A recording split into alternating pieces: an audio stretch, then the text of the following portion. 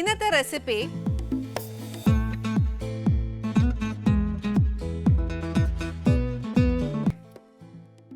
ഇതിനകത്ത് ഞാൻ ചെയ്യാൻ പോകുന്നത് നെയ്യിലാന്നു. നെയ്യ് മസ്റ്റ് അല്ല, ചിലർക്ക് ഉപയോഗിക്കാൻ പറ്റില്ല എന്ന് പറയുവാന്ന് വെജിറ്റബിൾ ഓയിൽ. പിന്നെ ഇതിനകത്ത് ഇഞ്ചിയും വെളുത്തുള്ളിയും നമ്മൾ തന്നെ ചതച്ചെടുക്കുന്നതിനാണ് രുചി. ചിക്കൻ 1 കിലോയുടെ ചിക്കനായത്, ബോൺലെസ് ആവാം അല്ലാത്ത ഏതായാലും കുഴപ്പമില്ല. പിന്നെ 1 കിലോ ചിക്കന് 4 ടൊമാറ്റോ വേണേ. അപ്പോൾ 2 ടൊമാറ്റോ അരച്ചെടുക്കുക, ഒരു 2 ടൊമാറ്റോ അരിഞ്ഞു വയ്ക്കണം. പിന്നെ ഒരു ഇച്ചിരി നാരങ്ങാ നീര്, കുറച്ച് മഞ്ഞൾപ്പൊടി, ഗരം മസാല, പച്ചമുളക് അരിഞ്ഞു വെച്ചേക്കുക, അല്ലെങ്കിൽ ചതച്ചെടുക്കാവേ. ഇത് കുറച്ച് ചിക്കൻ ക്യൂബ്സ് ആണ്, ഓപ്ഷണൽ ആണ്, വേണമെങ്കിൽ ഇട്ടാൽ മതി, ഇല്ലെങ്കിൽ വേണ്ട. പിന്നെ ഒരു ഇച്ചിരി തൈര്, പുതിന ഇല. ബാസ്മതി റൈസ് ഏതായാലും നമുക്ക് പറ്റുന്ന, അതായത് കുഴഞ്ഞു പോവുകയില്ല എന്ന് നമുക്ക് ഉറപ്പുള്ള ഒരു അരി തന്നെ എടുക്കണം. ഇന്ന അരി നല്ലതാണെന്നും പറഞ്ഞു കേട്ടോണ്ട് മേടിച്ച് വെക്കല്ല, നമുക്ക് കൈവാക്കില്ല എന്നുണ്ടെങ്കിൽ അത് കുഴഞ്ഞു പോവും, എന്നതേലുമൊക്കെ അബദ്ധം പറ്റും. പിന്നെ കുറച്ച് മല്ലിയില, ഇച്ചിരി ഉപ്പ്, കുറച്ച് ബിരിയാണി എസൻസോ അല്ലെങ്കിൽ വാനില എസൻസ്.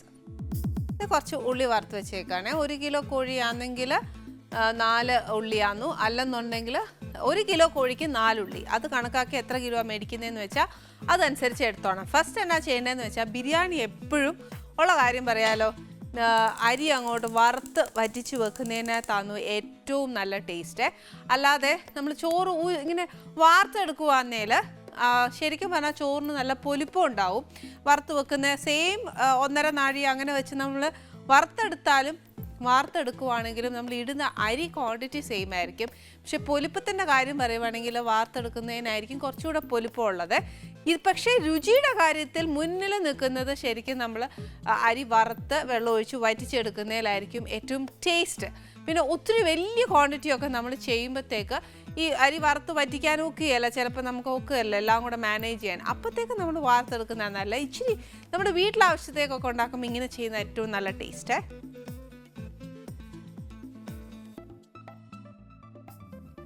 ഫസ്റ്റ് ഇതിനകത്തോട്ട് കുറച്ച് നെയ്യ്,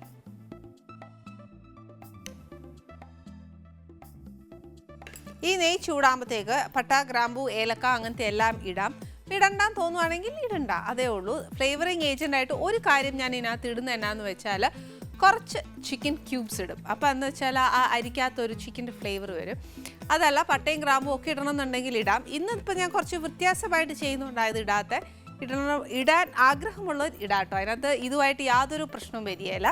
ഫസ്റ്റ് ഞാൻ ഇച്ചിരി അരി കഴുകി കുതിർത്ത് വെച്ചേക്കുന്ന അരിയായിരുന്നു കഴുകിയെടുത്തത്.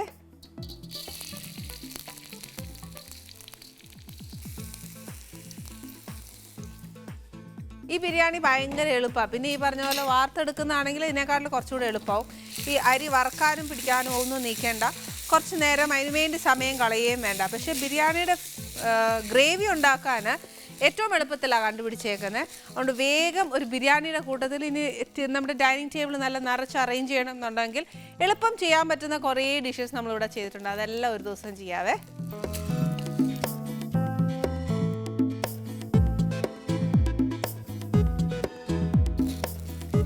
അരി ചെറുതായിട്ട് മൂത്ത് തുടങ്ങിയിട്ടുണ്ട്. ഇനി ബിരിയാണി അരിക്കകത്ത് പട്ട, ഗ്രാമ്പു, ഏലക്ക ഒന്നും ഇട്ടില്ല എന്നുള്ളൊരു കൺഫ്യൂഷൻ നമുക്ക് വേണ്ട.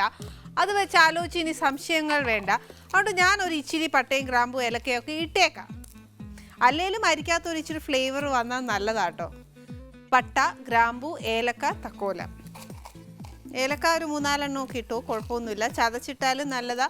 ഒരു ജാതിപത്രി ഇടാം.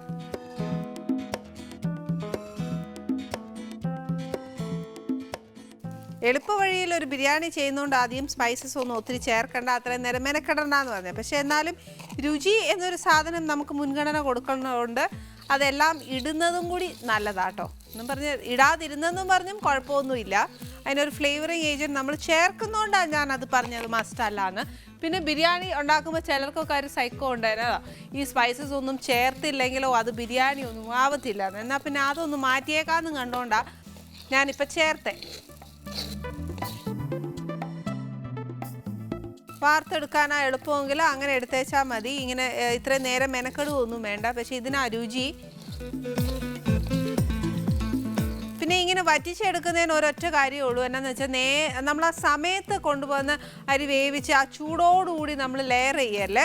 അങ്ങനെ ചെയ്താൽ ചിലപ്പോൾ നമുക്ക് കുഴഞ്ഞ ഒരു ഫീലിംഗ് വരും.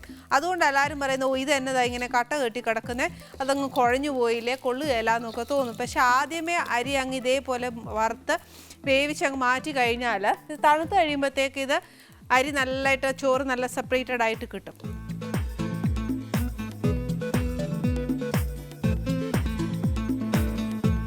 അരി മൂത്തു എന്നുള്ളതിൻ്റെ ഒരു ഞാൻ എപ്പോഴും പറഞ്ഞു തന്നിട്ട് എന്നാണെന്നറിയാവോ, ശരിക്കും അതിങ്ങനെ എന്നാ പറയുക, പൊരി പോലെയൊക്കെ ആയി തുടങ്ങും. എന്നിട്ട് ഇവിടെ ആ പൊട്ടുന്ന ഒരു സൗണ്ട് വരും.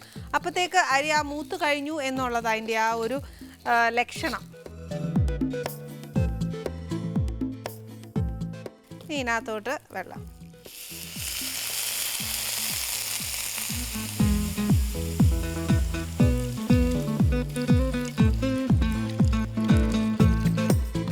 വെജിറ്റബിൾ ഓയിലിൽ അധികം നമ്മൾ അരി വേവിക്കണ്ട കേട്ടോ, അന്നേരം ആ സ്വാദ് കിട്ടുകയില്ല.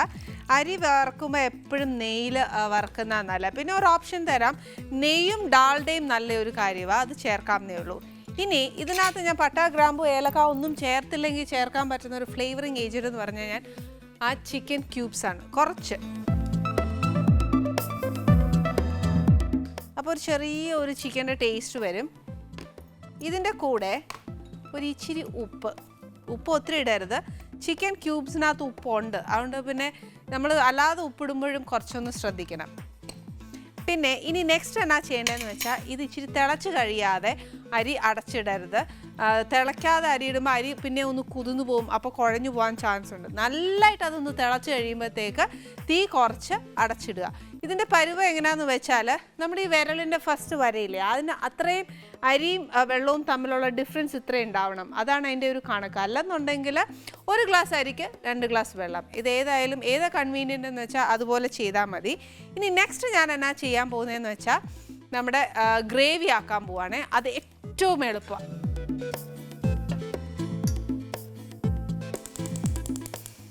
അരി തിളച്ച് കഴിഞ്ഞാൽ പിന്നെ നമുക്ക് ചെറിയ ഫ്ലെയിം മതി.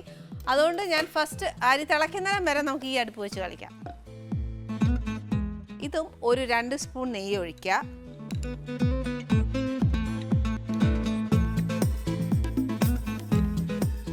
ഇപ്പോൾ 2.5 സ്പൂൺ ഒഴിച്ചു. 2 സ്പൂൺ ഒഴിക്കാൻ പറഞ്ഞു വെച്ചാൽ 2.5 സ്പൂൺ ഒഴിക്കുക. എന്നാ പണിയാണ് കാണിക്കുന്നതെന്ന് നോക്കിയേ. പറയുന്നത് കൂടെ ഒന്നും അല്ലേ ചെയ്യുന്നത്. പക്ഷേ എന്നാലും ഞാൻ പറയാം, ഇത് ഒന്നെങ്കിൽ നമ്മൾ 50-50 റേഷ്യോയിൽ പോവാം. നെയ്യും വെജിറ്റബിൾ ഓയിലും കൂടെ ചേർക്കാം, അല്ലെങ്കിൽ വെജിറ്റബിൾ ഓയിൽ തന്നെ ഗ്രേവിക്ക്. പക്ഷെ അരിക്ക് വെജിറ്റബിൾ ഓയിൽ ഉപയോഗിക്കരുത്. നെയ്യും ഡാൽഡയും കൂടെ മിക്സ് ചെയ്യാം, അല്ലെങ്കിൽ ഡാൽഡ തന്നെ വറുക്കാം. ഇതല്ലാതെ വേറെ ഒന്നും ഇതിനകത്ത് വെജിറ്റബിൾ ഓയിൽ ഒക്കുകയില്ല. ഇനി ഇതിനകത്തോട്ട് 1 കിലോ ചിക്കൻ ആണെങ്കിൽ 1.5 ടീസ്പൂൺ ഇഞ്ചിയും 1.5 ടീസ്പൂൺ വെളുത്തുള്ളിയും, അതായത് ഒരുമിച്ച് ചതയ്ക്കുവാണെങ്കിൽ മൊത്തം 3 ടീസ്പൂൺ ഇഞ്ചിയും വെളുത്തുള്ളിയുടെയും പേസ്റ്റ്. ഈ ബിരിയാണി എപ്പോഴും ചെയ്യുമ്പോൾ നമ്മുടെ വീട്ടിലുണ്ടാക്കുന്ന ഇഞ്ചിയും വെളുത്തുള്ളിയും ചതച്ചെടുക്കുന്നതിനാണ് ഏറ്റവും ടേസ്റ്റ്.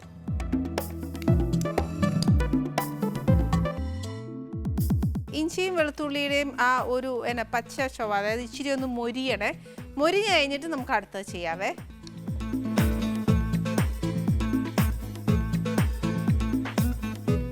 ഈ ഇഞ്ചിയും വെളുത്തുള്ളിയും ഒന്ന് മൂത്ത് കഴിയുമ്പോഴത്തേക്ക്, അത് മൂക്കാന്ന് പറഞ്ഞാൽ നല്ലതായിട്ടൊന്ന് മൂക്കണം, ചുമ്മാ മൂത്താൽ ഒക്കത്തില്ല. അറ്റ് ദ സെയിം ടൈം നമ്മൾ അരിയും കൂടെ ഒന്ന് ശ്രദ്ധിച്ചോണേ. നല്ലോണം തിളച്ച് കഴിയുമ്പോഴത്തേക്ക് സിമ്മേൽ വെച്ച് അടച്ചു വെക്കുക. എന്നുവെച്ചാൽ ഉള്ള വെള്ളം വറ്റി വേണം അരി വേവാനായിട്ട്. ഇനി ഇവിടെ ഇഞ്ചിയും വെളുത്തുള്ളിയും ഒന്ന് മൂത്ത് കഴിഞ്ഞാൽ ഈ ചിക്കൻ ഇതിനകത്തോട്ട് ഇടണം.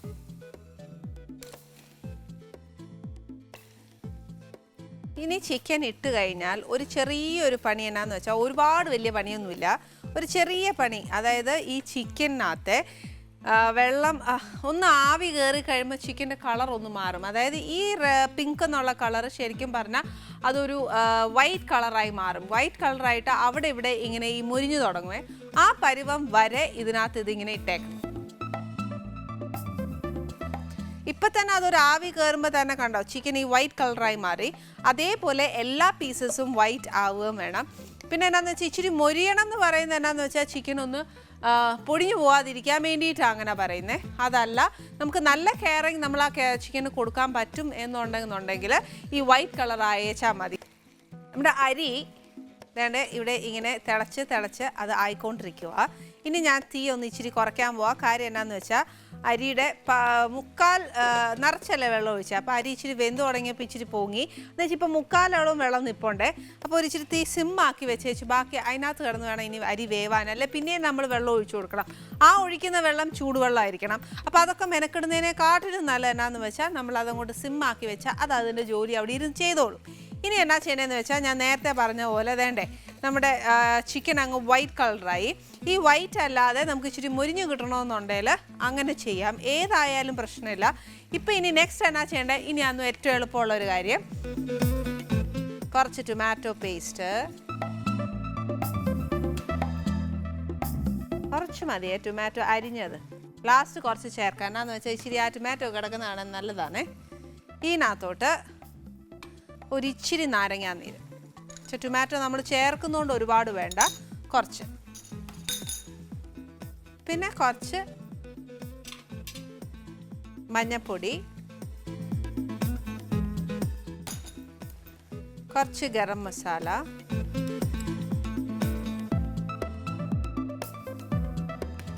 പച്ചമുളക് എരിവനുസരിച്ച്. ചതച്ചിടുമ്പോൾ കുറച്ചുകൂടെ എരിവ് വരും. അതല്ല അരിഞ്ഞിടുവാന്നേൽ ചതച്ചിടുന്നതിനേക്കാട്ടിൽ കുറച്ച് കൂടുതലും കൂടി ഇട്ടു. കുറച്ച് ചിക്കൻ ക്യൂബ്സ്, ഒരു ക്യൂബാണെങ്കിൽ ഒരു ക്യൂബ് ഇടാം. പക്ഷേ ഈ പറഞ്ഞ പോലെ ഉപ്പ് മാത്രം ഒന്ന് ശ്രദ്ധിച്ചേച്ചാൽ മതി. തൈര് കുറച്ച് ചേർക്കുക. കാര്യം എന്താ വെച്ചാൽ നാരങ്ങാ നീര് ചേർക്കുന്നുണ്ട്, ടൊമാറ്റോ ചേർക്കുന്നുണ്ട്, ടൊമാറ്റോ അരച്ചതുകൊണ്ട് അരിഞ്ഞതുകൊണ്ട്. അപ്പോൾ അതനുസരിച്ച് വേണം തൈര് ചേർക്കാൻ. പുളിയുള്ള തൈരാണെങ്കിൽ കുറച്ച് മതി. പുളി ഇല്ലാത്തതാണെങ്കിൽ ഇച്ചിരി കൂടുതൽ ചേർക്കാം.